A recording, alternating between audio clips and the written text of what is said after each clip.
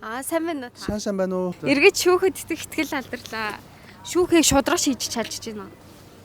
Асуудлаа зөв гаргаад тавих юм бол шүүх шийдэн штэ. Дөнгөж сая би энэ 14:30-аас шүүх хурданд ороод гараад ирлээ. Тэр бун гарын төрний түрээсийн төлбөр нэгсэн нэхэмжлэлтэй иргэний хэрэг байлаа. Тэгээд нөгөө хариуцагч тал нь улсын их хурлын гишүүн асан, за элчин сайд асан гээд усталт нөлөө бүхий одоо хүний үүсгэн байгуулсан компани. За тэр хүн өөрөө шүүхэд гэлжээр асуудж ил байлаа. Тэгээд одоо бас яг хаа дотроо бол нөгөө өмгөөлөгчүүд бас шүүхэд нөлөөлөх вэ? Шүүхийн шийдвэрийг яаж гаргах вэ гэж зүгээр дотроо бодож ил байсан. Гэхдээ эцэст нэг хэмжлийн шаардлагыг одоо хангасан л байхгүй юу.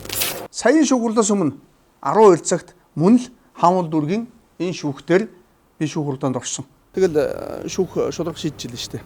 Тэ?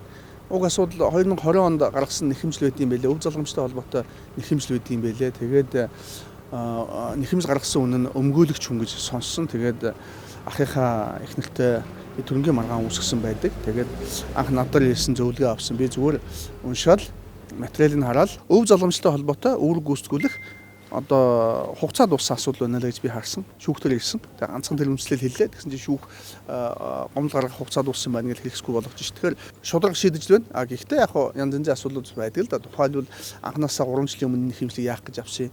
Энэ 3 жилийн хугацаанд хэд хэдийн шүүхүүд шийдсэн байна. Давхаар бас орсон байна. Давхаас өвлөгдөхөд төрөнгийн үнэлгээ тогтоогоогүй байна гэж буцаахаас ахуулаад зөндөө ажиллагаанууд хийсэн байдаг. Тэгвэл ямар хэрэгтэй энэ чинь зүгээр анхнаасаа хууль заасан гомдол гаргах хугацаа гэж байна шүү дээ. Гомдол гаргах хугацаанд дуусчаад хахад авах ёсгүй байсан зүйл байдаг. Гэхдээ авах ёсгүй гэдгийг хэлээд өгөхөр шүүх одоо шийдэж гинэ гэдэг чинь өөрөө шударга байна л гэсэн үг шүү дээ. Хамгийн гол нь зөв зүйтэй үндэслэлтэй гаргалгаатай байх юм бол тэгээд шүүх шударгаа шийдэн штэ.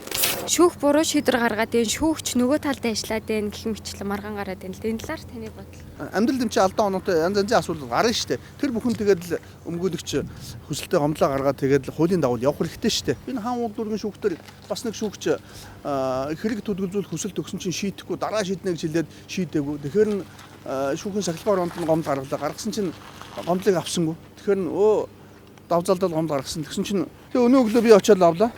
Сахилгын хэрэг үүсгэжэл байна. Тийм. Одоо ингээл цаашаа явах хэрэгтэй шүү дээ. Өөрөөр хэлбэл шүүгч буруу зүйл хийх юм бол сахилгын арга хэмжээ авч болж байна. Тэр битгэл огцруулна. Өшөө цаашлах юм бол эрүүгийн хариуцлага хүлээл гэж болно шүү дээ. Харин эрүүгийн хариуцлагатай нэг юм байгаа. Хууль зааснаар бол шүүгч буруу захирамж гаргах юм бол эрүүгийн хариуцлага хүлээх гэж заасан. Гэтэл шүүх хамтын шийдвэр буюу шүүх бүрэлдэхүүнээрээ одоо буруу шийдвэр гаргавал, илт буруу шийдвэр гаргавал яах вэ гэдэг асуудал хуулиар зохицуулагдаагүй байна. Тактика зөв боловсруулна гэдэг нь яг юу гэсэн үг юм бэ? Гэхдээ чинь хэрэг өмгөөлөхийн тулд тактиктай байх хэрэгтэй шүү дээ. Өөрөөр хэлбэл мөрдөн байцаалтын тактик гэж байдаг шиг өмгөөлийн тактик гэж бас байна шүү дээ, тий. Тухайлбал одоо юу гэдэг юм хин нэгэн энд одоо мөнгө зээлүүлчлээ. Тэгсэн чинь мөнгөө өгдөггүй ямар нэгэн бичгээр нь үлдээгүй их хэмжээний мөнгөө гэж ярьж болно шүү дээ. Цагдаад хандахаар иргэд хоорондын хилцэл байна. Манайх хүлээж авахгүй гэж шүүгд хандахаар нэхэмжлийн шаардлага нотлсон нотлохоор нь байхгүй байна гэж хүлээж авахгүй байна. Тэгээ яах энэ чинь орхих юм орхиж болохгүй үстэй. Тэгэхээр яг би үл чинь цагдаагийн байгууллагч чинь намайг залилааг өгч чинь тэгээд тэр үнэхээр залилсан болоод мөнгө өгөхсдөл болох бах. Ариваа залилаагүй авсан үнэ. Гэхдээ би бол залилаагүй иргэд хоорондын хилцэл юм а гэж ярих юм бол одоо мөнгө авсан тухай баримтын өгнө гэсэн тэр мэдүүлгийг аваад шүүгд тавсаргаал өгч шít. Тэгэхээр шүүгт нь болохоор байна. Авсан хүлээн зөвшөөрсөн. Тэгэхээр өгөх ёстой. Шийдвэр гарах уу гарна. Гэхдээ энэ мэтлэнгээ тэгээд өмгөөлийн тактик гэж байлгүй яах вэ?